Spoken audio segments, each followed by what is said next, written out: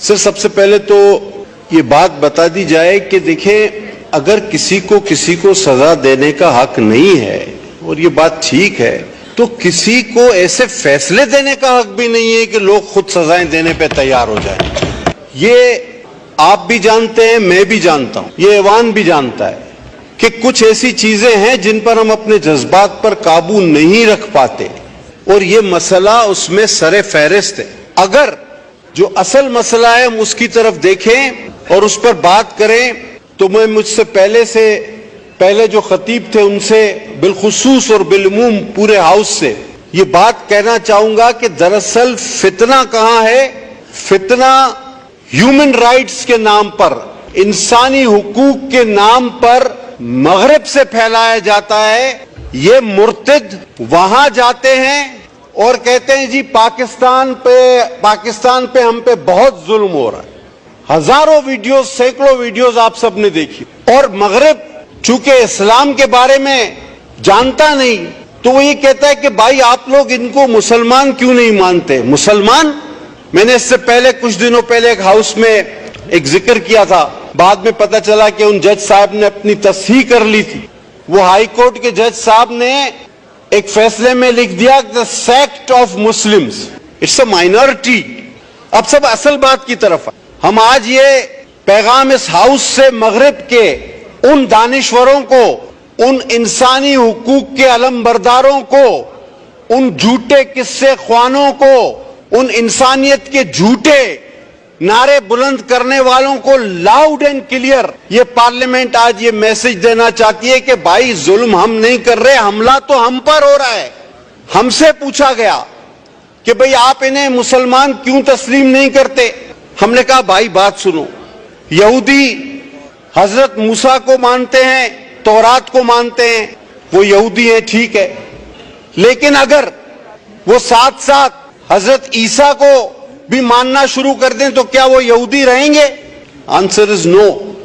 اسی طرح عیسائی حضرت عیسیٰ کو مانتے ہیں, انجیل کو مانتے ہیں, وہ عیسائی ہیں ٹھیک ہے, لیکن اگر وہ ساتھ ساتھ کسی اور نبی کو بھی ماننا شروع کر دیں تو کیا وہ عیسائی رہیں گے؟ The answer is no.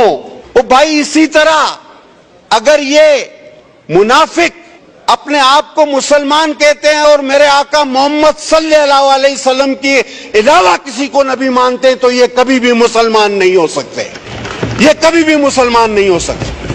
یہ تو ہم پر حملہ ہے. یہ ہمارا ٹائٹل استعمال کرتے ہیں کروڑوں میں سے 2 4 5 الگ لوگ ہو کر, اور مغرب سے کہو کہ تم انہیں سیاسی پناہیں دو, انسانی حقوق کے پرچم بلند کرو. ایک سی ڈی کی کاپی رائٹ ہو جاتی ہے کسی فلم کی تو قانون لاگو ہو جاتا ہے. کاپی رائٹ کو بہت بڑا جرم بنا کے پیش کیا جاتا ہے. آج یہ منافق اپنے آپ کو مسلمان کہتے ہیں, اپنی تحریف شدہ کتاب کو میرا قرآن کہتے ہیں, لیکن ان کو یہ کاپی رائٹ نظر نہیں آتا. ان کی آنکھوں پر پٹی بندھی ہوئی ہے. یہ لاؤڈ اینڈ کلیئر میسج ہماری طرف سے جانا چاہیے. اس مقدس ایوان نے عظیم فیصلے جو کیے ان میں سے یہ ایک عظیم ترین فیصلہ ہے, اور یہ ہمیشہ کے لیے ایک مہر ہے. میں سمجھتا ہوں جب تک ایک بھی مسلمان باقی ہے, ایک بھی کلمہ گو باقی ہے, ہرگز نہیں ہماری لاشوں پر سے یہ کام کبھی بھی نہ ڈسکس میں لائے. میں تو ہمیشہ کہتا ہوں اس کو آپ ڈسکس میں ہی نہ لائیں. یہ ختم شدہ چیپٹر ہے, یہ کلوز ہے, اس پر مہر لگ چکی ہے. ایک سوال کہ یہ مرتد, آپ کو شاید پتا نہ ہو, میں ایک بات شاید اگر جن لوگوں کو پتا نہ ہو میں ایک بات کا ان کے علم میں اضافہ کروں کہ یہ اپنی ان کتابوں کا یہ مرتد جو اپنے آپ کو پتا نہیں کیا کہتا ہے, میں تو وہ لفظ بھی استعمال نہیں کرتا, یہ انگریزی میں ترجمہ نہیں کراتا. ادریس صاحب پتا ہے آپ کیوں؟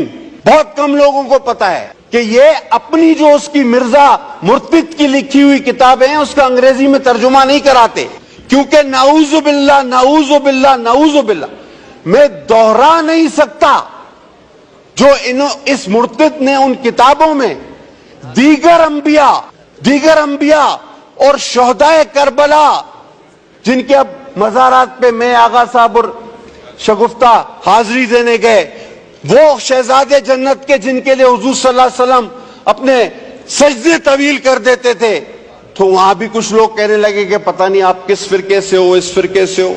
فتوے نہ دیں، لیکن میں چاہتا ہوں ایسا ماحول بھی پیدا نہ کریں کہ ہم مسلمانوں کی سب سے بڑی دولت ہمارا ایمان اور آقا نامدار خاتم النبیین پر ایمان ہے.